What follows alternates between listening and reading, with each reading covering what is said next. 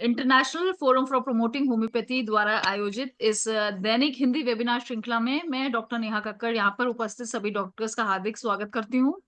और आज का सेशन स्टार्ट करने से पहले हम अपनी रूटीन डेली प्रेयर करेंगे। तो आज की जो हमारी गेस्ट हैं, जो हमारा आज का सेशन है वो है 580 मतलब 580वां हमारा IFPH का हिंदी सेशन है। और आज की हमारी जो गेस्ट स्पीकर हैं वे काफी all over India famous homeopath doctor Rashmi Shukla ji हैं। वेलकम, स्वागत है डॉक्टर रश्मि जी आपका IFPH हिंदी फोरम में। और मैम का मैं छोटा सा उनकी लिस्ट ऑफ टैलेंट और जो भी उनकी पेपर्स है और उनकी जो अवार्ड लिस्ट है वो बहुत लंबी है, लेकिन यहाँ पे एक मैं छोटा सा उनका इंट्रोडक्शन देना चाहूंगी। 2008 से doctor Rashmi as a homeopathic practitioner practice कर रही हैं और मोर देन 12 इयर्स का टीचिंग एक्सपीरियंस है ऑर्गेनन और होम्योपैथिक फिलोसफी में। और इन्होंने होम्यो एड जो वर्ल्ड का फर्स्ट इंटरनेशनल एड टेक्नोलॉजी है उसकी डायरेक्टर भी हैं। और लीगा मेडिकोरम होम्योपैथी में और HMI और एशियन होम्योपैथिक मेडिकल लीग उसमें ये काफी एक्टिव मेंबर भी हैं। और HMI की जो महाराष्ट्र स्टेट ब्रांच की ऑर्गेनाइजिंग सेक्रेटरी भी हैं। डॉक्टर रश्मि शुक्ला को काफी अवार्ड से भी नवाजा गया है होम्योपैथी में अपना कंट्रीब्यूशन देने के लिए, स्पेशली कोविड में उनका जो कंट्रीब्यूशन है उसके लिए उनको श्री नितिन गडकरी जी जो हमारे रेल मिनिस्टर हैं उनसे उनको अवार्ड मिल चुका है। और मोहन भागवत जी ने भी इनको अवार्ड दिया है रिसर्च फील्ड में काम करने के लिए। तो काफी लंबी लिस्ट है मैम की और काफी सारे पेपर्स भी उन्होंने प्रेजेंट किए हैं। तो हमारे लिए सौभाग्य की बात है कि डॉक्टर रश्मि शुक्ला जी आज हमारे साथ IFPH पे फोरम पे हमारे को अपना नॉलेज शेयरिंग सेशन देंगी। और आज का जो डॉक्टर रश्मि का टॉपिक है कि आगे जो भविष्य की होम्योपैथी है उसको कैसे समझना है और बाकी आगे लोगों को समझाना है। तो डॉक्टर रश्मि आप अपना सेशन शुरू कर सकते हैं मैम। मैम अनम्यूट हाँ जी। अनम्यूट कर लीजिए। हाँ जी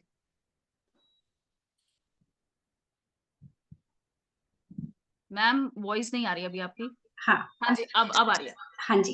वैसे तो मैं ही भाग्यशाली समझती हूँ कि आप लोगों से मिलने का और बात करने का मौका मिलता है। आदरणीय साहनी सर जी का मैं बहुत-बहुत धन्यवाद करती हूँ कि वो ना रुकते हुए ये सारी चीज़ें करते हैं और ये एक बहुत-बहुत बड़ा निरंतरता के साथ में जो एक प्रयास है सर का, वो बहुत-बहुत अतुलनीय है और इसमें जो भी एक छोटा-मोटा साथ हम लोग दे सकें, तो हमने देना चाहिए और हर किसी ने देना चाहिए।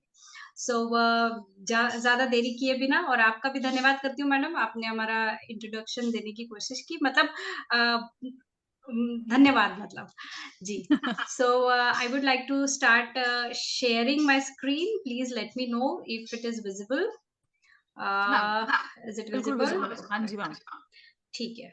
सो अब मैं आपको सबसे पहले एक एक छोटे से बात से मैं आपकी एक एक बोलते हैं ना एक आई ओपनर जैसे बोलते हैं, उससे मैं इस चीज़ की शुरुआत करना चाहूँगी। तो सबसे पहला बात ये है कि दो जो विषय था हमेशा साहनी सर पूछते हैं कि भई क्या विषय पर रश्मि जी आप कहना चाहेंगी? मेरा ये रहता है कि इतिहास से पढ़कर हम जिस तरह से अपने आप को, अपना वर्तमान और भविष्य को जितना अच्छा बना सकते हैं, उससे अच्छा कोई चीज़ और कोई प्रयास सफलतम नहीं हो सकता है। तो हमें इतिहास से सीखना होता है और आगे में जो है हमें उसको समझकर अपना आगे का डेवलपमेंट करना होता है। जैसे कल अभी हमारा एक नागेंद्र बाबू सर के साथ में वेबिनार हो रहा था, तो रेपर्टरी पर और ऑर्गेनन और मटीरिया मेडिका पर अप्लाइड साइड पर बहुत सारी बातें चल रही थी, तो कुछ बच्चों ने ये भी डिमांड की कि भई हमें रेपर्टरी पे कोई कोर्स करें। तो उसमें एक बच्ची ने बड़ी अच्छी बात बोली कि मैडम जो रेपर्टरी का कोर्स आप बनाएँगे, तो कृपया हमें हिस्ट्री ना सिखाएँ कि बेल ने डायरिया पे हिस्ट्री क्यों लिखी, केंट ने रेपर्टरी क्यों लिखी, किस ईस्वी सन में क्या किया, बिकॉज़ उसका उसके एप्लीकेशन से कोई ख़ास संबंध नहीं है। उसी तरह से हिस्ट्री से तो हमने सीख लिया, एक सारांश होना चाहिए हिस्ट्री का, लेकिन वो मार्क इतने उस पर आ जाते हैं रेपर्टरी की हिस्ट्री पर कि एक्चुअल रेपर्टराइजेशन और प्रैक्टिकल साइड मिस हो जाता है। और यही बहुत कुछ ऑर्गेनल और इन जनरल होम्योपैथी के साथ हो रहा है। तो हमें अब अप्लाइड साइड में क्लासरूम ट्रेनिंग के बजाय more of a field and lab training पर आगे बढ़ने की जरूरत है। और इसी को अच्छा और सुविधाजनक करने के लिए हमने एक होम्योएड एप्लीकेशन लाया है, जो बच्चों को सीधे लैब और डिसेक्शन रूम से जो पढ़ाया जाएगा, सर्जरी और ओटी रूम से जो पढ़ाया जाएगा, और ओपीडी से जो पढ़ाया जाएगा, एक्सपर्ट्स अपने केसेस को रिकॉर्ड कर कर डिस्क्राइब करके पढ़ाएंगे। ऐसी क्लिनिकल ट्रेनिंग हम लोग जो है होम्योएड से करने की देने की कोशिश कर रहे हैं।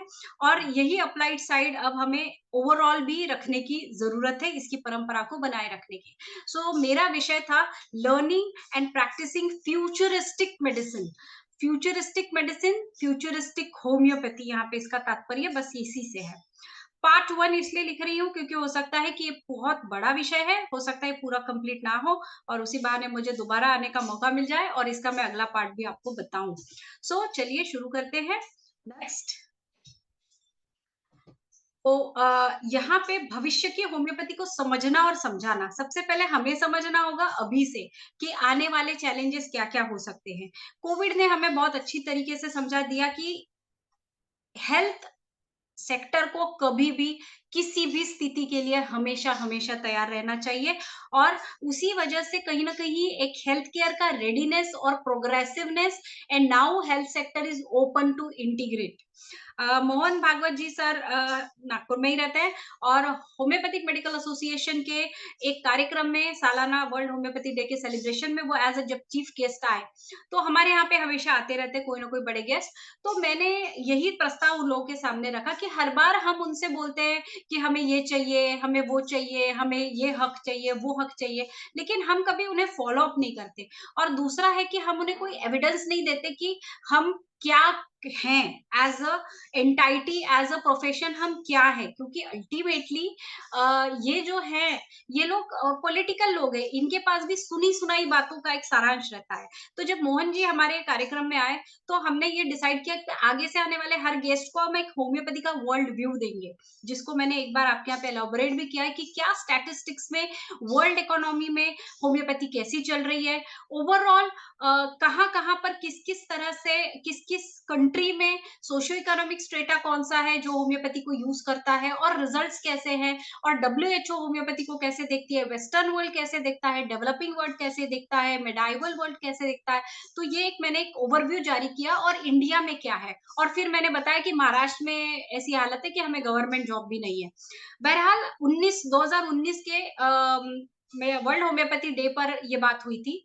और मोहन जी एक बहुत प्रचंड रीडर है, बहुत पढ़ते हैं। तो हमने उनको एक एक बुकलेट भी दी थी, एक कैटलॉग जैसा, जिसमें ये होम्योपैथी के स्टैटिस्टिक्स थे कि भाई हम 300 मिलियंस लोग होम्योपैथी को यूज करते हैं वर्ल्ड वाइड, बिकॉज, और 67% लोग जो है ये यकीन करते हैं कि उन्हें होम्योपैथी से ज्यादा अच्छा फायदा मिलता है, और 79% लोग एक्चुअली होम्योपैथी पर स्विच होना चाहते हैं। तो तात्पर्य ये था कि सर अगर ये है, ये पब्लिक की डिमांड है, गवर्नमेंट ने बहुत ज्यादा सपोर्ट हमें किया है, नहीं किया है वो अलग विषय है, लेकिन अगर ये पब्लिक की डिमांड और रिक्वायरमेंट है, तो हमें उस तरह का इंफ्रा और सपोर्ट मिलना चाहिए। ये मेरा एक उनसे अनुमोदन था। लिहाजा जब कोविड-19 आया, तो ऑफ कोर्स आयुष आरोग्य भारती के प्रमोशन के तहत काफी एक अच्छा स्थान पाया उसने कोविड मैनेजमेंट में, बट होम्योपैथी को भी काफी प्रचार और प्रसार मिला। अगर आप बाकी कंट्रीज के कंपैरिजन में देखोगे, तो होम्योपैथी को इंडिया ने ज्यादा अच्छे से प्रसारित किया, और इंडिया ज्यादा सक्षम रहा कोविड को कंट्रोल करने के लिए। और हमारे पास तो स्टैटिस्टिक्स है कि हमने कितने लोगों को आर्सेनिकम आर्सेनिकम एल्बम ही दिया गया, लेकिन उसको बाद हमने 6 महीने बाद उनसे पूछा भी कि आपको कोविड हुआ था क्या? ना उनको पहले लहर में कोविड हुआ, ना दूसरे लहर में कोविड हुआ। वैक्सीनेशन सबने कराया, हमने मना किया था, लेकिन तात्पर्य ये है कि ये स्टैट्स है हमारे पास, आज भी है। सो एविडेंस बेस्ड अपने प्रूफ्स रखने की हमें सबको ज़रूरत है। अगर हम इतिहास के एविडेंस सेव करेंगे, तो भविष्य सुरक्षित होगा। ये मेरा इस पर्टिकुलर कथन का अनुमोदन तात्पर्य था। अभी अ, हमारे जो टॉर्च बेयरर्स थे, कल एक और बात नई हुई कि टॉर्च बेयरर्स ने जो पहली बैच थे, जो इमीडिएट हैनीमैन के डिसाइपल्स थे, हैनीमैन खुद एक एलोपैथ कन्वर्ट होम्योपैथ थे। सो उनके उनके जो डिसाइपल्स थे, उन लोग जो थे वो खुद सारे के सारे एलोपैथ थे। ऑफ कोर्स होम्योपैथी की टीचिंग और ट्रेनिंग की कोई व्यवस्था नहीं थी।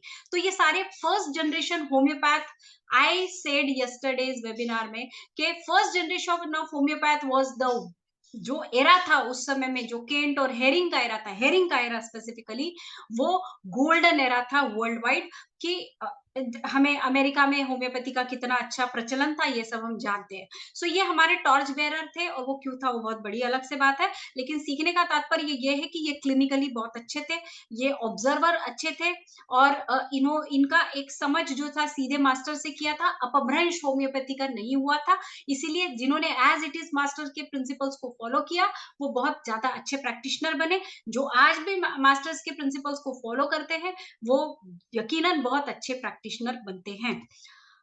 तो अब हिस्ट्री अगर देखेंगे तो आइंस्टाइन को दुनिया का सबसे ज्यादा इंटेलिजेंट अब तक का, अभी कुछ लोगों ने वर्ल्ड रिकॉर्ड तोड़ा है, मुझे मालूम नहीं है, लेकिन आईक्यू वाइज आइंस्टाइन को सबसे ज्यादा इंटेलिजेंट माना जाता है। अब आप ये सोचिए कि आईक्यू ऑफ आइंस्टाइन को आज की डेट में हमारे रोबोट से रिप्लेस कर दे रहे हैं। जो आदमी रोबोट बना रहा है, वो अपने से कई गुना इंटेलिजेंट जो है एक मशीन बना पा रहा है, जो डिसीजन भी ले सकती है और जो एक्शन भी ले सकती है, रोबोटिक सर्जरी। और अब तो सीधे सीधे रोबोट्स, ड्राइवरलेस कार, इतने सारे एडवांसमेंट में दुनिया जा रही है, नेचुरली मेडिसिन भी जा रही है। सो अब न्यूटन देखिए, न्यूटन ने एप्पल देखा, उसने डिस्कवर किया, लेकिन आपको मैं अभी थोड़ी देर बाद एक एआई का ऐसा चमत्कार बताऊंगी कि आप सोचेंगे कि भाई ये क्या हो गया। तो ये सब ये उस समय के पायोनियर्स हैं, जिन्होंने, मतलब एक जनरल साइंस का भी उदाहरण देना चाह रही थी कि ये इंटेलिजेंट लोग माने गए हैं। इन्होंने बहुत गहराई से नेचुरल फिनोमेना को ऑब्जर्व किया, हमारे मास्टर तो हैं ही। उसके अलावा ये दो साइंटिस्ट जिनको मैं और दुनिया में बहुत मानती है, कि इन्होंने फिनोमेना को ऑब्जर्व करके उसको रैशनलाइज किया, प्रिंसिपलाइज किया, और फिर यूनिवर्सलाइज किया कि अब दुनिया भी उन प्रिंसिपल की एप्लीकेशन को मानती है। सो अब आप इस एक मुझे 1 मिनट बता दीजिए कि आवाज सुनाई दे रहा है? Audio is Audible? Is yes it ma'am, Audible? बिल्कुल ऑडिबल है मैम, बिल्कुल ऑडिबल है। I will provide you with this video. तो जब आप उसको रिलीज करेंगे तो आप इसको अलग से इम्प्लांट कर देना। ओके ओके मैम, ठीक है मैम। मैम इसको आप या तो आप वर्बली थोड़ा एक्सप्लेन करते जाएं या जी तो। Yes ma'am. जी।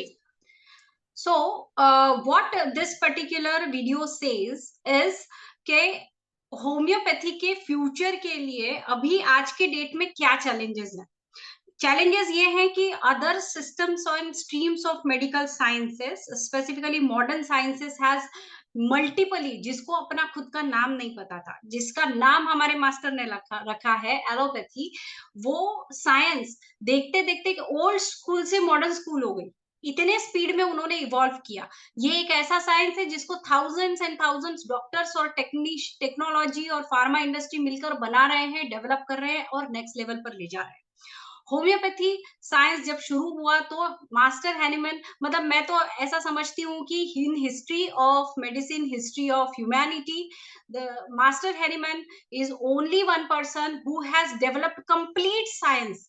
उन्होंने कैसे केस टेकिंग करके डायग्नोसिस करना सिखाया, उन्होंने उसके बाद में दवा कैसे देनी ये सिखाई, उन्होंने दवाइयां भी बनाई, और दवाइयों का फार्मैक भी डेवलप किया, फार्मेसी यानी फार्माकोपिया भी बनाया। उसके बाद दवाइयों को कैसे बनाना वो भी सिखाया, और दवाइयां कैसे देनी उसके प्रिंसिपल्स भी दिए। So end to end complete solution जो है, रेपर्टरी एक चीज है जो बाद में आई, बाकी end to end complete solution अगर सिंगल हैंडेड किसी भी एक सिस्टम ऑफ मेडिसिन में किसी भी एक पर्सन ने हिस्ट्री में किया है, तो वो मास्टर हैनीमैन है। हमें उस पर बहुत बहुत ज्यादा गर्व होना चाहिए।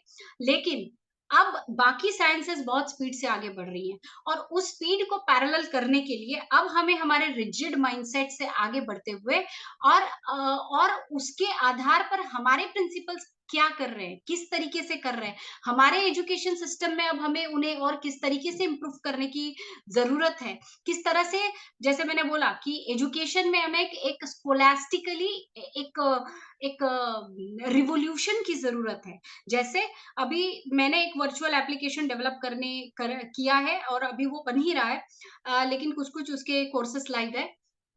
डॉक्टर एके दास सर उसमें एक कोर्स लेके आए और उन्होंने कहा कि मेरा हॉस्पिटल खुलते ही Rashmi, I will give you bed side learning.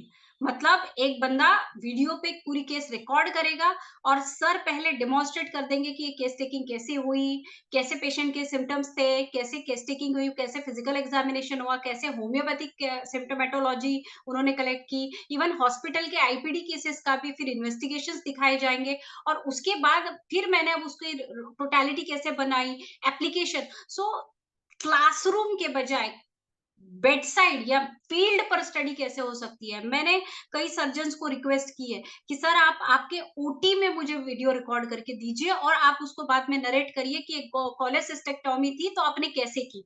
मुझे पूरा पूरा यकीन है कि जिस दिन बच्चा देख लेगा अपनी आंखों से कि कोलेसिस्टेक्टोमी कैसे होती है, कैटरेक्ट का ऑपरेशन कैसे होता है, अपेंडिसेक्टोमी कैसे होती है, लेपेरेटोमी कैसे होती है, सो जिस दिन वो बच्चा आंखों से देख लेगा कि ये फेशिया है, ये सबक्यूट है, ये विसरल लेयर है और उसके बाद एक्चुअल ये मस्कुलर लेयर है या स्मूथ मसल्स है, व्हाटएवर। सो ये लेयर बाय लेयर जिस दिन बच्चा देख लेगा वो कभी कभी वो चीज को भूल नहीं पाएगा। मुझे याद है जब मैं थर्ड ईयर में पढ़ती थी तो हमें तो ऑफ कोर्स, और उस समय बिल्कुल भी मेरा 2004-5 का पास आउट है। सो उस समय में हार्डली हमारे पास में कोई इस तरह का एक्सपोजर होता था। तो मेरे पापा जो डॉक्टर थे तो मैं यहाँ के हॉस्पिटल्स में उनकी पहचान से जाती थी और एक ऑफ्थेल्मोलॉजिस्ट के पास 8 दिन रहती थी, गायनेकोलॉजिस्ट के हॉस्पिटल में 10-15 दिन जाती थी, जस्ट देखने के लिए कि होता क्या है, ताकि मैं जब पढ़ूं तो मुझे समझे कि हो क्या रहा है। सो जो क्लासरूम ट्रेनिंग है, ये हमें पूरी तरीके से बदलकर एक नेक्स्ट लेवल पर ले जाने की कितनी आवश्यकता है, ये इस वीडियो में बताने की कोशिश की गई है, जो मुझे भी लगता है। इसमें होम्योपैथी के गुड साइड्स भी बताने की कोशिश की है कि कैसे ये सेफ है, कैसे ये सिक्योर्ड है, कैसे ये टेस्टेड साइंस है, कैसे ईयर्स के बाद भी कैसे ये लोग जो है होम्योपैथी को मतलब अभी भी ये अपने प्रिंसिपल्स पे खड़ा हुआ है। फिर लोग बोलते हैं कि homeopathy is empirical. Homeopathy cannot be empirical because 2-2.5 साल 100 साल से अगर मटीरिया मेडिका में पल्सेटिला के कोई सिम्टम है और पल्सेटिला का कोई पेशेंट है तो पल्सेटिला से ही वो ठीक भी होता है, जो हम आज भी दिखा पा रहे हैं। 200 साल पहले की इनकी कौन सी मेडिसिन है जो आज काम करती है और आज उसी बीमारियां कंडीशन में काम करती है, कोई मुझे बता। सो तात्पर्य यह है कि एम्पेरिकल हम नहीं है, एम्पेरिकल वो लोग हैं। ठीक है, हमें उनसे कॉम्पीट नहीं करना है क्योंकि एक अब नया पॉलिसी, हेल्थ केयर पॉलिसी आ रहा है तो हमें साथ लेके चलना है। बट हमें इस चीज का कॉन्फिडेंस और एहसास तो होना चाहिए कि हम एम्पेरिकल नहीं है, हमारे प्रिंसिपल्स एटर्नल है, हमेशा वो खड़े रहे। बस हमारे पास कुछ रिसर्च की कमी है या फिर अगर हो चुकी है रिसर्च तो वो पढ़ाई नहीं जा रही है। मैंने कई बार सीसीएच के मेडिकल एजुकेशन पे टेक्नोलॉजी में कई बार ये उन्हें ये चीज बताने की मैंने कोशिश की है कि भाई आप जो है वो जो भी रिसर्च होता है एक छोटा सा रिसर्च अपडेट करके बच्चों को पढ़ाई में कंपलसरी करिए। देखिए हम आप स्टूडेंट्स थे तो हम भी जो पोर्शन पढ़ाया नहीं जाता था वो पढ़ते नहीं थे, और फिर जब केस आएगी इंटर्नशिप में तब देखा जाएगा। तब हार्डली अभी देखिए रिप्रोडक्टिव सिस्टम कोई नहीं पढ़ाता, ना एनाटोमी में पढ़ाता, ना फिजियोलॉजी में पढ़ाता, ना किसी विषय में पढ़ाता, और उसमें ज्यादा मार्क्स के सब्जेक्ट का आता नहीं है। 2-4 शॉर्ट नोट्स आते हैं, हम वही पढ़ते हैं, हम कहाँ पूरी पढ़ाई करके जाते हैं। सो ये होता है बच्चों के साथ, लेकिन अगर एक थोड़ा सा कंपल्शन डाल दिया जाए तो बच्चे पढ़ेंगे कि भैया ओके हमारे पास ये रिसर्च है, हमें ये बात पता है, अब हमारी मेडिसिन की डायनामाइजेशन के सीक्रेट्स ऊपर आ चुके हैं। सो मेरा है साहनी सर से मैं हमेशा इस प्लेटफॉर्म के माध्यम से रिक्वेस्ट करती हूँ कि सर हम जो भी नए रिसर्च करके होम्योपैथी के जो भी प्रिंसिपल का एस्टैब्लिशमेंट हो रहा है,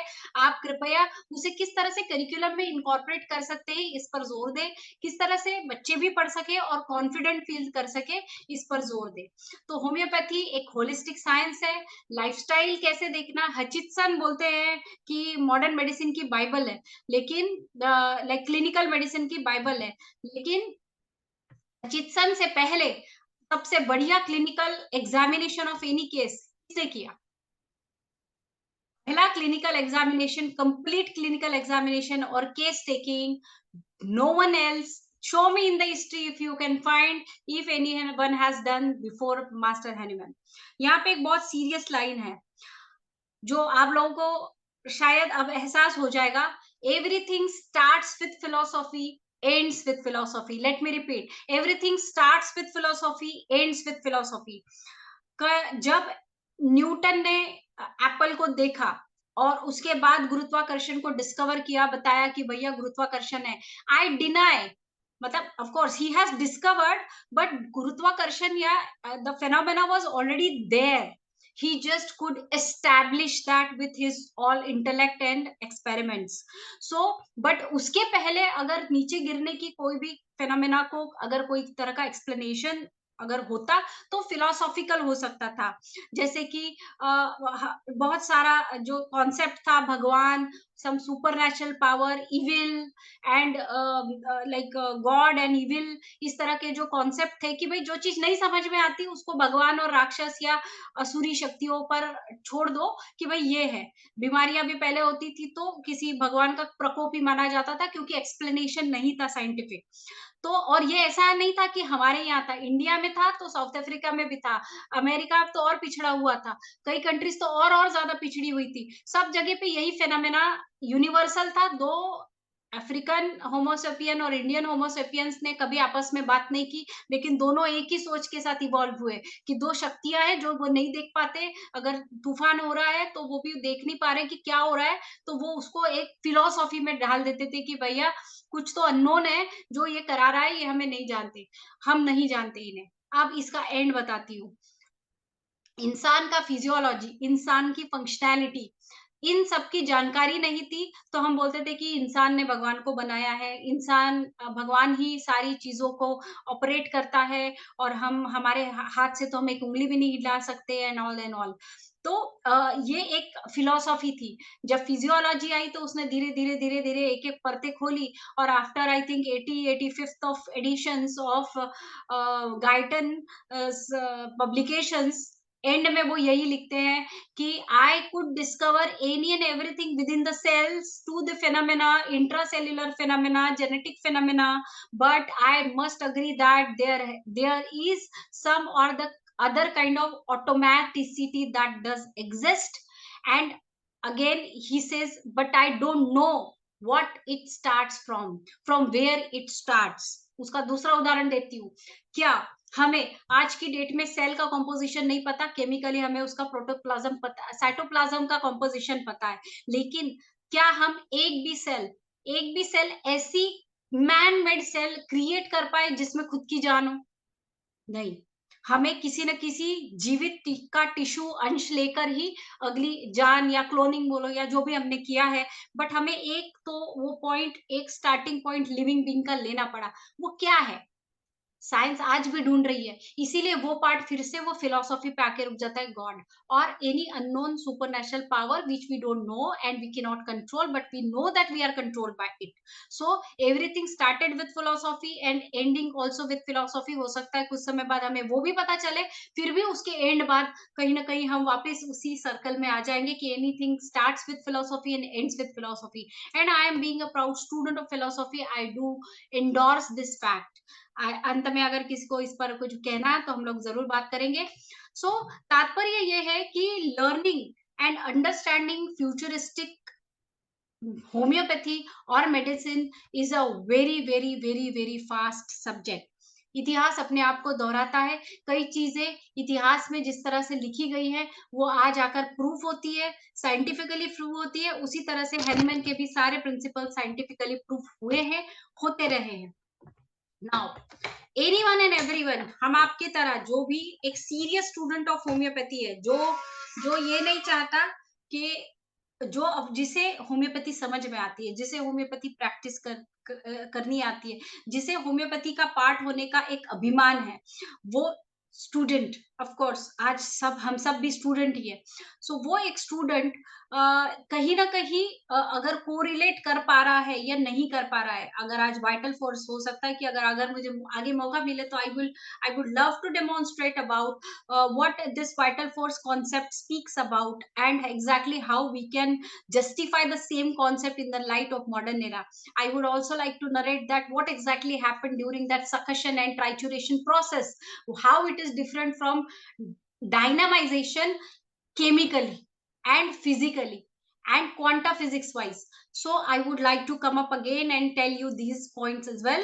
So the any serious student of homeopathy might be confused with this kind of terminology or latest development of the science. Basically कहीं ना कहीं हमारे ओरिजिनल रिसोर्स बुक्स में उस तरह का अपडेट्स, क्योंकि मैंने देखा कि जब मैं ग्रेज एनाटॉमी पढ़ रही थी तो it was all think 14th और 15th एडिशन, और अभी मैंने लेटेस्ट में जब मैं खुद टीचर बनी और मैं पढ़ाने लगी, तब मैंने देखा कि एनाटॉमी का 84th एडिशन चल रहा है। अब भैया इंसान तब भी था, इंसान आज भी है, लेकिन इतनी सी चालू हुई बुक आज वो इतनी मोटी हो गई है। इसका मतलब they are continuously studying and developing and improvising themselves. और हमारा 6th एडिशन, मेरे कई पीढ़ियों पहले भी 6th एडिशन था, आज भी कई पीढ़ियों के बाद भी 6th ही एडिशन है। सो हमें, और वो of course it's a resource book, it's a text book, it's a recommended book, it's a academic book, of course it has to be, but it there has to be some super addition to it so that these gaps is bridged. क्योंकि 12वीं में पढ़ने वाला बच्चा जो genetics और basic anatomy और basic principles पढ़ के आ रहा है, बायोलॉजी अच्छे से पढ़ के आ रहा है, ह्यूमन साइंसेस पढ़ के आ रहा है, वो आज जब ऑर्गेनेल पढ़ता है तो उसे वाइटल फोर्स नहीं समझ में आती है, उसको नेचुरल डायनामिक फेनोमेना नहीं समझ में आता है। तो हमें वो एक ब्रिज जरूर क्रिएट करना चाहिए जिससे ये चीज को बच्चे अप्लाइड साइड में समझे, उनके लॉजिक्स। इससे क्या हो रहा है कि बच्चे फिर ट्रस्ट नहीं करते, उनको लगता है होम्योपैथी बकवास है। कल बाबू सर के वेबिनार में उन्होंने यही कहा कि बेसिकली बच्चे ऑर्गेनल समझ नहीं पा रहे हैं, और अगर ऑर्गेनल ही नहीं समझ पा रहे हैं तो होम्योपैथी क्या समझेंगे और प्रैक्टिस क्या करेंगे। और इसीलिए जनता, जो अभी तक की जनरेशन्स जो होम्योपैथी को समझकर जितना भी जैसे भी प्रैक्टिस कर रही है और रिजल्ट्स ला रही है, तो जनता के सपोर्ट पर हम खड़े हैं। लेकिन जो आने वाली जनरेशन है, अगर यहाँ पे कोई भी एजुकेशन फील्ड से है, स्कूलों और कॉलेजेस में पढ़ाते हैं, कनेक्टेड है किसी भी तरीके से, वो इस बात को ज़रूर एग्री करेंगे कि ये बहुत बड़ा सेटबैक है हमारे लिए कि बच्चे खुद होम्योपैथी पे ट्रस्ट नहीं करते, उन्हें सिर्फ एक डिग्री चाहिए, और इस डिग्री के आधार पर कैसे वो बस एक डॉक्टर की डिग्री की लेबल लगा दे और कैसे वो कोई और सिस्टम ऑफ मेडिसिन प्रैक्टिस कर ले, और होम्योपैथी के पैशन और प्यार के लिए हार्डली कोई बच्चा आ रहा है। पहले भी कमी आते थे, लेकिन जो आते थे वो कहीं ना कहीं एंडोर्स करके बैठ जाते थे, लेकिन अब बिल्कुल ही क्लियर कट प्लान्स के साथ आते हैं। लड़कियां आती है कि उनकी किसी डॉक्टर लड़के से शादी हो जाए, और लड़के आते हैं कि भैया नाम क्या है, डॉक्टर लग जाए, बाद में हम कुछ ना कुछ तो कर ही लेंगे। तो ये भयानक रियलिटी है, और अगर ऐसा है और आने वाली जनरेशन के हाथ में अगर है, तो फ्यूचरिस्टिक होम्योपैथी की मैं क्या ही बात करूं।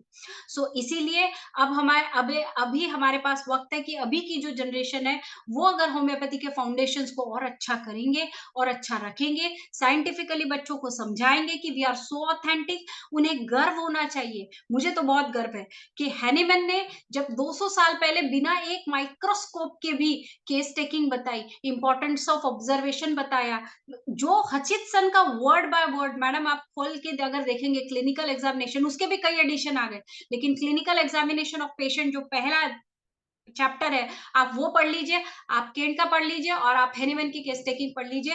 हचिसन इन सब के बाद आए, मेरे ख्याल से 1968 और 78 समवेयर आए होंगे। उस तब उन्होंने क्लिनिकल एग्जामिनेशन लिखा और लोगों ने बाइबल समझा, बोले वाह वाह वाह वाह, इन्होंने इतना गहरा जानकारी दी कि पेशेंट को ऐसा केस करना चाहिए। अरे हमारे मास्टर ने बहुत पहले लिख के गए हैं।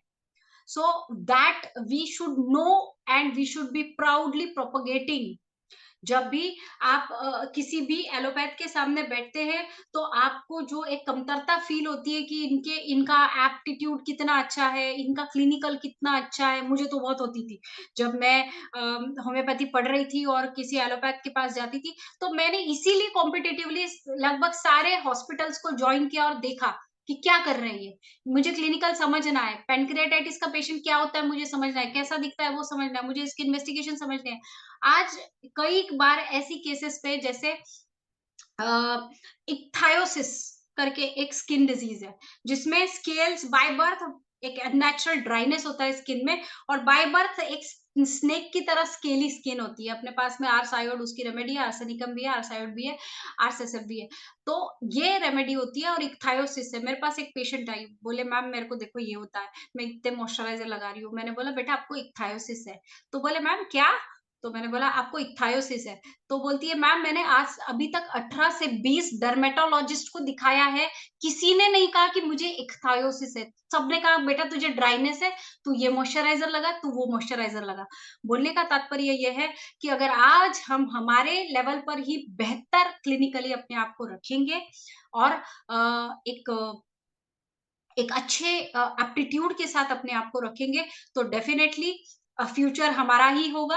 ऑफ कोर्स मिलजुल के काम करने का वक्त है, लेकिन ऑफ कोर्स हमारा रोल हमारा रहेगा, छीना नहीं जाएगा, ओवरशैडो नहीं किया जाएगा, क्रेडिट नहीं लिया जाएगा। सो बेसिकली दिस क्रिटिसिज्म जब होता है तो बहुत दर्द होता है। इसीलिए हमेशा मैं बच्चों से भी कहती हूँ कि get updated, get into the best of the knowledges, पढ़ाई अच्छी करो, क्लिनिकल्स को ऑब्जर्व करो, क्लिनिकल्स अच्छे करो, तभी फ्यूचरिस्टिक होम्योपैथी का फ्यूचर हमारे पास है।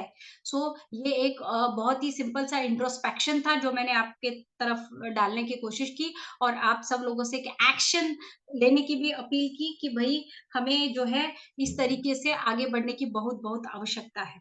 सो बेसिकली बर्निंग इश्यू मैंने आपको पहले ही एडवांस में बता दिया है कि बेसिकली लेटेस्ट एवर डेवलपमेंट को इनकॉर्पोरेट होम्योपैथी में करने की ज़रूरत है, और तभी जाकर जो है लेटेस्ट डेवलपमेंट जब इनकॉर्पोरेट होंगे तभी जाकर कहीं न कहीं क्या हो रहा है, देखिए क्या हो रहा है, मैं एक आपको फिर से एक छोटी-सी जानकारी दे देती हूँ, हो सकता है कुछ अपडेट्स होंगे इसमें कि 7,000 अभी शायद कुछ 10 12,000 प्रैक्टिशनर्स हर बार ग्रेजुएशन से बाहर आते हैं। सिर्फ 7 से 8 परसेंट पीजी करते हैं। पीजी इसलिए करते हैं बाय एंड लार्ज कि कहीं तो भी टीचिंग में जाना होता है, एमडी का लेवल लगेगा, प्रैक्टिस में हेल्प मिलेगी, और सबको पता है पीजी कैसे होती है। पीजी कैसे होती है ऑफिशियली सबको पता है, ठीक है? तो टेक्निकली हमारे पास एक बेड होना चाहिए पर स्टूडेंट, तो इसका मतलब हमारे पास 5,000 से 7,000 बेड होने चाहिए होम्योपैथी स्टडी करने के लिए। अब अधिकतर होम्योपैथिक कॉलेजेस में जो बेड की रिक्वायरमेंट है 50 है, 25 है, 30 है, 70 है, इनटेक कैपेसिटी के हिसाब से है। अभी एस्टैब्लिश्ड करके रखी है लोगों ने। सो यहाँ पर जो है बात ये आती है कि अब ये भी आप सब लोग जानते हो कि कितने होम्योपैथिक हॉस्पिटल कैसे परफॉर्म कर रहे हैं, और उसका सबमिशन कैसे दिया जा रहा है, ये भी मेरे को बताने की ज़रूरत नहीं है। लेकिन आप उस बच्चे का दर्द या पीड़ा या फ्रस्ट्रेशन या फिर मजबूरी आप समझने की कोशिश करिए, जो पढ़ने के लिए आया है, और वो ये देख रहा है कि टीचिंग में टीचर्स जो है, नो ऑफेंसेस बट ये फैक्ट है, ये मैंने देखा है। उदाहरण उदाहरण हो सकता है मैंने अपवाद देखा हो सकता है आप लोगों को अपवाद पता हो, आपको पता हो तो बताएं मुझे। हम आखिरी में जरूर इस पर बात करेंगे कि ज्यादातर स्टैंड ये है कि टीचिंग में वो लोग जाते हैं, ऐसा कहा जाता है। मेरे 100% अग्रीमेंट नहीं है, क्योंकि कई सारे जबरदस्त डॉक्टर्स हैं जो बहुत बढ़िया टीचर्स भी हैं, लेकिन वो वक्त कितना दे रहे हैं टीचिंग के लिए। अगर बहुत अच्छा क्लिनिशियन है और वो अगर पढ़ाने लग जाए तो वो क्या लेवल का होम्योपैथी पढ़ाएंगे। सो ज्यादातर एकेडमिशियन सैड टू से, बट ज्यादातर एकेडमिशियन जो है वो एक्टिव क्लिनिशियंस नहीं है। बहुत कम कॉम्बिनेशन है जो एक्टिव क्लिनिशियन है और बहुत जबरदस्त तरीके से क्लिनिक करते हैं। जब मैं आज अगर पढ़ाने बैठती हूँ तो मैं अपने बच्चों को एक एग्जाम्पल एक एक एक कॉन्सेप्ट समझाने के लिए 10 पेशेंट्स के लाइव एग्जाम्पल दे सकती हूँ। सो ये फर्क पड़ेगा। तो हमें more and more clinically homeopathy को कैसे सिखाया जा सकता है, इस पर ध्यान देने की जरूरत है। बेड्स कैसे चल रहे हैं, वो बच्चा जब ओपीडी और खाली आईपीडी में बैठकर जो नकली पेपर बनाता है केसेस के, नो ऑफेंसेस अगर कोई पॉलिसी मेकर्स भी है, बट मेरा काम है सत्य कहना। पसंद आपको जो आए वो बात शायद मैं कहना पसंद नहीं करूँगी। मैं वही कहूँगी जो सत्य है कि जब वो बच्चा फेक पेपर्स लिखता है, केस पेपर ओपीडी, आईपीडी के, कई जगह पे बहुत अच्छे ओपीडी, आईपीडी चलते हैं, लेकिन कई जगह पे ऐसे भी चलते हैं, तो वो ये सोच रहा होता है कि इसका मतलब ये साइंस वर्क नहीं करती, इसका मतलब इसकी दवाइयों में रिजल्ट्स हैं नहीं, इसका मतलब मुझे ज़िंदगी भर ऐसा फेक काम करना पड़ेगा, सो इससे अच्छा क्यों ना मैं कोई और सिस्टम एंडोर्स कर लूँ। ये सोच है, ये मैंने कई कॉलेजेस देखे हैं। कई कॉलेजेस अभी मैं लखनऊ नेशनल जो होम्योपैथी कॉलेज है लखनऊ के मैं गई, 2500 की ओपीडी है। क्या केसेस है, उनके प्रिंसिपल सर का क्या पैशन है, उनके सारे टीचर्स का क्या पैशन है, कैसे आप मेला लगता है वहाँ पे, किस तरह की प्रैक्टिस होती है। उन्होंने जब मुझे पूरा उनका हॉस्पिटल दिखाया, मुझे बहुत खुशी हुई है देखकर कि कितना बढ़िया है। बट अब कई कई हॉस्पिटल्स मैंने ऐसे भी देखे हैं, जो इस तरह की है वहाँ पे स्थितियाँ, आप लोगों ने भी देखे होंगे। सो बेसिकली एक रजिस्टर्ड प्रैक्टिशनर, होम्योपैथिक प्रैक्टिशनर बनते समय जब बच्चा इस तरह के कड़वे अनुभवों से आता है, तो उसके मन में होम्योपैथी की छवि और विश्वास कम-कम होता जाता है। और अब हम एक्सपेक्ट करेंगे कि अगली भविष्य की होम्योपैथी ये बच्चा चलाए, वो नहीं चलाएगा। और इसीलिए अब हमें अभी का प्रेज़ेंट, अभी आज के डेट का हकीकत है वो हमें बदलनी होगी और उस हिसाब से जो है हमें जो है बच्चों को पढ़ाई देनी पड़ेगी। गवर्नमेंट सपोर्ट बहुत कम जगह पे उपलब्ध है, ये भी एक बहुत बड़ी निराशा की बात है, ठीक है? उस पर अब कई लोग हैं, तो बोलने का तात्पर्य है कि मैं ये बताने की कोशिश की है, मैंने ये बस बताने की आप लोगों को कोशिश की है कि बर्निंग इश्यू होम्योपैथी के इतने सारे हैं और ये बहुत ही फंडामेंटल लेवल पर है, ये कई सालों तक थे, अभी भी है। अब हमें लग रहा है कि नेशनल कमीशन ऑफ होम्योपैथी आ गया है, तो कुछ और अच्छा गोल्डन एरा आएगा, लग रहा है तो ज़रूर आएगा, लेकिन जब तक ये फंडामेंटल्स पर चेंजेस आते-आते काफ़ी वक़्त लग जाएगा। मेरा पर्पज़ यही रहता है कहने का कि भई आप जो कर सकते हो, आप अगर नहीं एकेडमिक्स में हो, आप अगर नहीं पॉलिसी में हो, आप जहाँ भी हो, अपना बेस्ट दीजिए। मैं अगर मेरे क्लिनिक पे हूँ, आज अगर मुझे कुछ भी कर यहाँ पर आकर 1 घंटा बोलना है, मैंने अपना बेस्ट दिया। अब आपको मैं कुछ एक थोड़ा-सा फिर से एक 4 स्लाइड पहले अगर मैं ले जाऊँ, आपने थोड़ी देर पहले एक वीडियो देखा। उस पर से एक परिचर्चा पर हम मुखातिब हो गए, तो वो जो पॉइंट था वो मैं बताना चाह रही थी। आप लोगों को क्या लगता है कि वो वीडियो कैसे बना? किसने बनाया? ये वीडियो मैंने 10 मिनट में बनाया।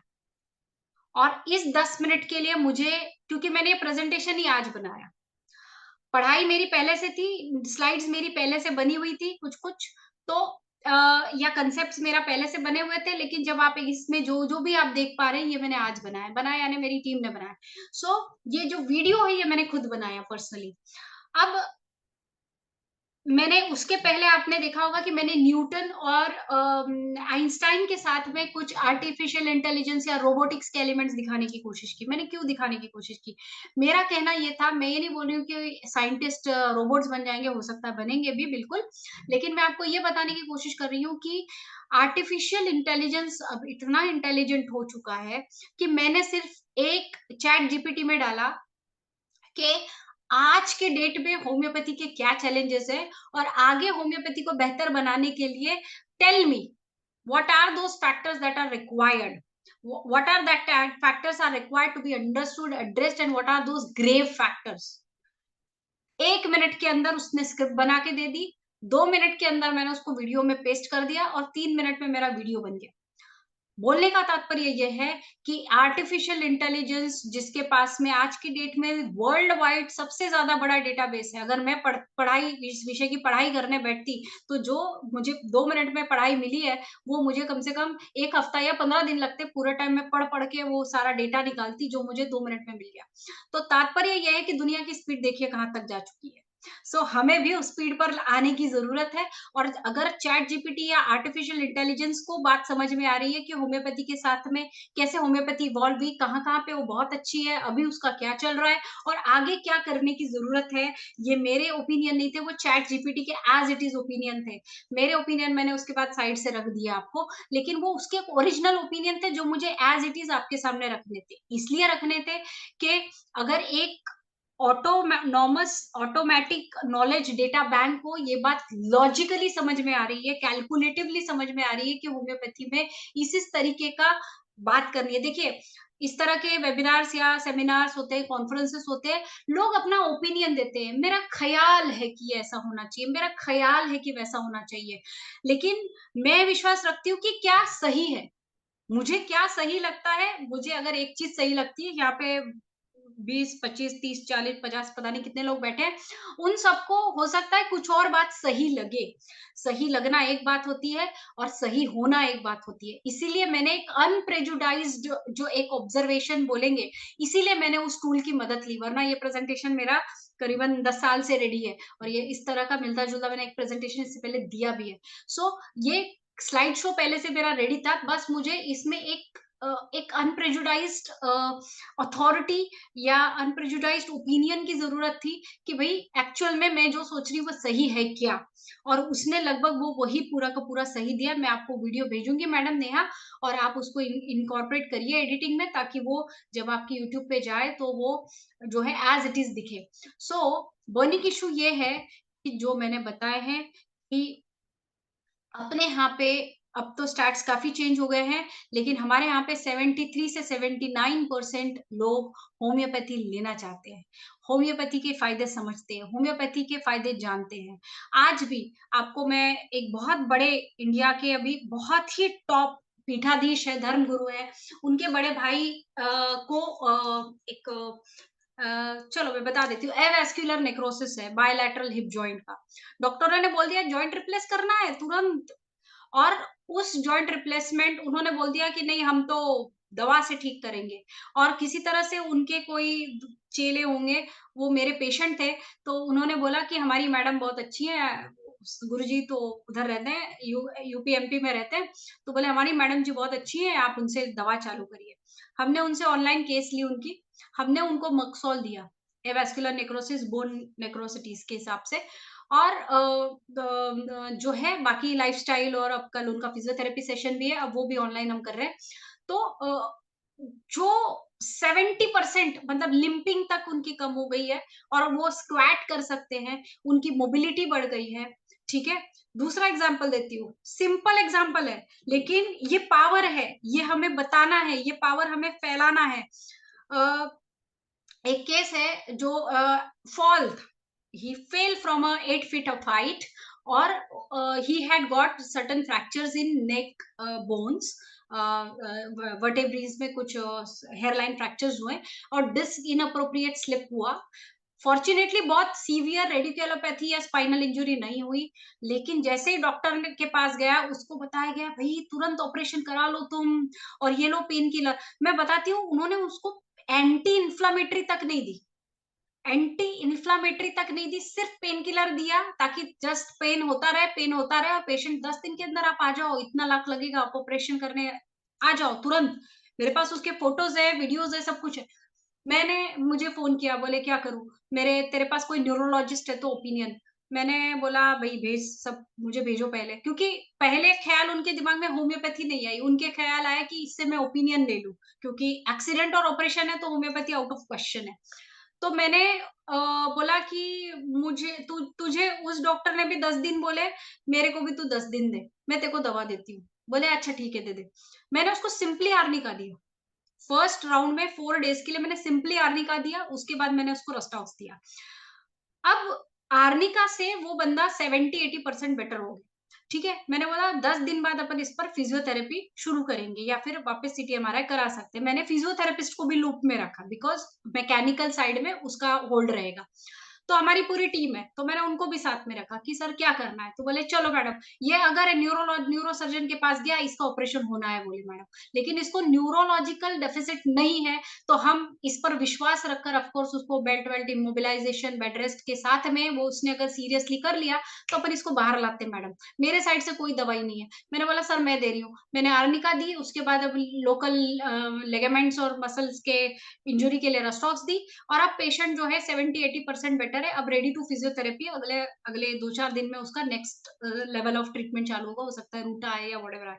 सो बोलने का तात्पर्य ये है कि ये अवेयरनेस जब पेशेंट खुश है, हॉस्पिटल्स के चक्करे काटकर, घर बार बेचकर, लाखों करोड़ों खर्चा करके जान खरीदने के लिए तैयार है। लेकिन जब हम इस तरह की केसेस पेशेंट्स के सामने लाएंगे तो उनको समझ में आएगा कि भैया हमें बेवकूफ नहीं बनना है, हमें सही जगह जाना है। मैं इसीलिए हमेशा पेशेंट्स को और अपने साथी डॉक्टर्स को बताते रहती हूँ कि देखो ये बताओ कॉमन पब्लिक को कि ये हो सकता है। लोगों में ये अवेयरनेस जिस दिन आ जाएगा, homeopathy will definitely lead, in fact it has started leading. And जो है, हमें जो है बेसिकली जो नॉन बिलीवर्स जो है जो होम्योपैथी पे बिलीव नहीं करते, लेकिन मेरा चैलेंज है कि जिस दिन होम्योपैथी को एक्सपीरियंस कर लिया एक सही होम्योपैथ के हाथ से, तो मुझे नहीं लगता कि कोई भी नॉन बिलीवर होम्योपैथी का बचेगा, एक्सेप्ट जो स्केप्टिकल है, एक्सेप्ट जो एरिडेंट है, एक्सेप्ट जिनका खुद का बहुत अच्छा धंधा चल रहा है। कई डॉक्टर्स हैं जो खुद एलोपैथी होम्योपैथी लेते हैं, लेकिन वो खुद अपने मुंह से आके, मेरे पास भी कई सर्जन आते हैं जो दवा लेते हैं, लेकिन बोलते हैं कि मैडम मैंने बोला कि अरे ऐसे केस तो आप भी बहुत, बोले मैडम बट मैं होम्योपैथी में भेजूंगा नहीं। क्यों भेजेगा वो? और मेरी उससे उम्मीद भी नहीं करती हूँ। बट ये है, तो नॉन बिलीवर फार्मा इंडस्ट्री का हॉस्टिलिटी, जो बिट्रेयल है, इनिशियल जो मॉडर्न मेडिसिन जो तुरंत रिलीफ देती है तो पेशेंट मिसगाइड हो जाते हैं, उन्हें कहीं ना कहीं लगता है ऑपरेशन बोला है तो ऑपरेशन ही कराना है।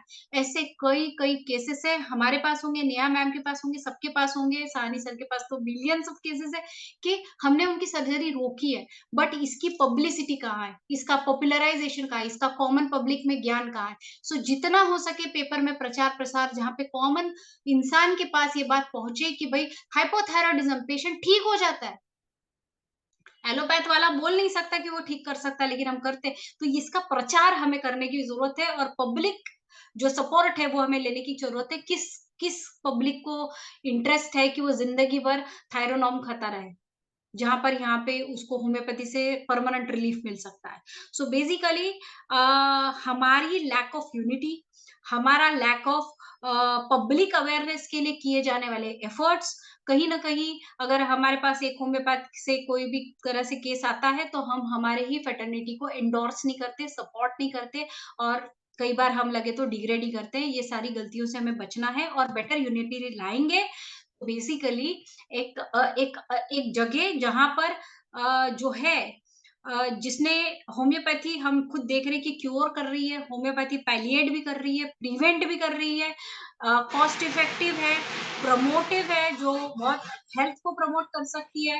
इतनी अच्छी पैथी क्यों स्ट्रगल कर रही है? और देखिए, ये मेरा 10 साल पुराना प्रेजेंटेशन है, बस रंग रूप बस नया दे दिया स्टाफ ने, लेकिन फैक्ट्स में जब मैं बोली कि चलो मैं इस प्रेजेंटेशन को अपडेट करती हूँ, तो मैंने कुछ 2-4 वीडियोस और 2-4 फैक्ट्स और फिगर के अलावा सारे फैक्ट्स लगभग सेम है कि हम आज भी फ्रिंज में थे, हम कल भी थे, और पता नहीं हम कल भी रहेंगे।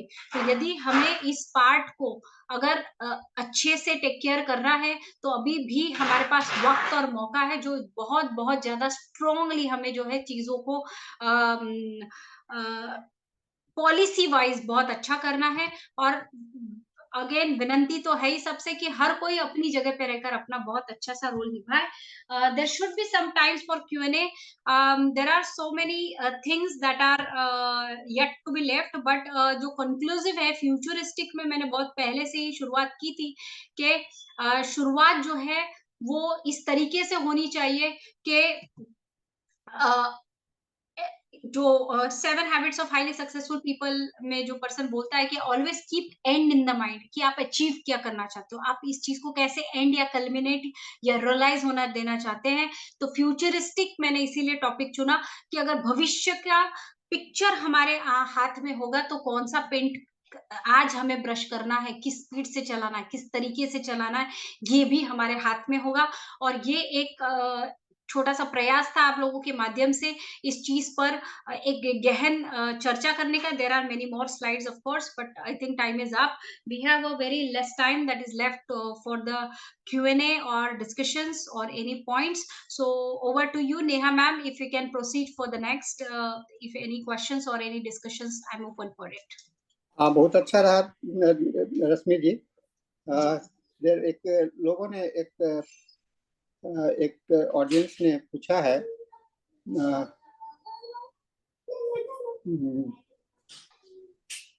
अनम्यूट करके भी पूछ सकते हैं अगर काइंडली। टॉपिक नहीं, टॉपिक चेंज नहीं हुआ, I think Madam Sujata ji, exactly the agenda was that she was speaking on the agenda. Topic is not changed. Futurist vision for the homeopathy. This was the agenda. And then Dr. Kamlendra Tyagi, you want to say that every publication tool has started applying AI to deselect literary matter obtained from chat GPT. Madam इस पर कुछ कहेंगे क्या? जी बिल्कुल बिल्कुल। Kamlendra sir, thank you so much. इसी बहाने आपसे वापस मिलने मिला। I would like to stop the share I think and so that हम लोग एक अच्छे तरीके से बात कर पाएंगे। So I find your point very valid sir कि many of the publication houses have and अभी आप सोचिए ना कि जितना खुश हम इस तरह का जो एआई बेस्ड जो टेक्नोलॉजी आ गई है, आप समझिए कि ये जिस दिन गलत दिशा में जिस दिन मुड़ जाएगी, आप असली और गलत अभी देखिए कई फोटोज होते हैं जो हम बना लेते हैं, तो आप डिफरेंशिएट यानी दुनिया की कोई ताकत प्रूफ नहीं कर सकती कि ये फोटो किसकी थी। आप सोच नहीं सकते कि यथार्थ के साथ कितनी बड़ी छेड़खानी कितने गलत तरीके और गलत पर्पजेस से हो सकती है। एनीवेज, पर सर का पॉइंट था कि जो पब्लिकेशन हाउसेस हैं जो वो एआई अप्लाई कर रहे हैं और ऑफ कोर्स चैट जीपीटी से ऑफ कोर्स उनको करना पड़ेगा क्योंकि ओरिजिनल थॉट्स या ओरिजिनल टॉक्स, इसीलिए अगर आप देखेंगे मैं जब वीडियो भेजूंगी तो आप उसका ऑडियो सुनेंगे तो वो उनका टॉक है, लेकिन मेरा अंडरस्टैंडिंग मैंने आपको अलग से बताया। तो ये डिसिलेक्ट करने के लिए ये बहुत अच्छा किया, उन्हें करना पड़ेगा, वरना ओरिजिनलिटी क्या है? ऐसे तो चैट जीपीटी पे एक बच्चा बैठेगा बोलेगा please right a book on homeopathy and future, तो चैट जीपीटी लिख के दे देगा और आप छाप लो और आप पढ़ लो, तो ऐसे तो नहीं होगा ना। सो बिल्कुल सही किया है इन लोगों ने और आगे भी और कठिन तरीके से जो है, क्योंकि सिर्फ चैट जीपीटी नहीं है सर, देयर आर 5 और 4 more this kind of tools that are there which are in this kind of content creation, and it is going to challenge the real creator of the thoughts and the concepts. So of course it's gonna be very challenging, very difficult, and I think to other side only means wrong side only, क्योंकि शक्तियों के सदुपयोग से ज्यादा इंसान तुरंत ही दुरुपयोग में पड़ जाता है। So बहुत well said sir that point, and I am happy to know that I was not knowing this. And Dr. Tyagi ji और पूछना चाह रहे हैं, what are the sources of information that you told? आपने कहा कि 70% population homeopathy use कर रहा है, इसका रेफरेंस क्या है? यूज कर नहीं रहा है, यूज करना चाहता है। देर आर आइसोलेटेड सर्वेस, अगर चाहिए तो मैं कुछ अगर आगे में शायद कहीं पेपर के स्कैन्स होंगे नेचुरली। अब वो कौन सी सो कॉल्ड स्टडी थी और उसने क्या सर्वे किया, हमें तो जो एग्जिस्टिंग जो कोई पब्लिकेशन होते हैं उसमें से देखकर समझना पड़ता है, बट जो मेजर सर्वेस की रिसोर्सेस है मेरे पास उसके कुछ पेपर कटिंग्स है, मैं आपके साथ में शेयर कर सकती हूँ। और हो सकता है कि प्रेजेंटेशन में आगे में भी वो स्कैन्स होंगे, लेकिन जो सोर्सेस हम जो एक्सट्रैक्ट करते हैं तो हम ज्यादातर ये कोशिश करते हैं कि यूजुअली अब यकीन तो आखिरी यकीन हमें उसी पे करना पड़ता है जो न्यूज़पेपर में छप जाए अल्टीमेटली, कि न्यूज़पेपर में क्योंकि उन्हें जिम्मेदारी के साथ छापना पड़ता है, उसको उनकी जवाबदेही होती है कि उन्होंने ये चीज कैसे छापी। तो कहीं ना कहीं न्यूज़पेपर में जो छपता है, ये टाइम्स ऑफ इंडिया का आर्टिकल है सर, जिसमें I think it was Bangalore और Andhra somewhere the study was done where more than 67 or 69% of student people of the population were willing to take medicine. They are not taking medicine as such, they were like almost 64%, and it's a very old publication. Latest must also be there, मेरे पास कुछ आयुष के है, पर sir वो मेरे पिछले presentation में मैंने दिखाए हैं कि होम्योपैथी का अभी का जो डेमोग्राफी है और उसका कंजम्पशन है, उसका रेडीनेस है, वो कहाँ कहाँ पर किस तरह से बैठता है, ये मैंने अपने पिछले 2 प्रेजेंटेशन में जरूर दिया है सर।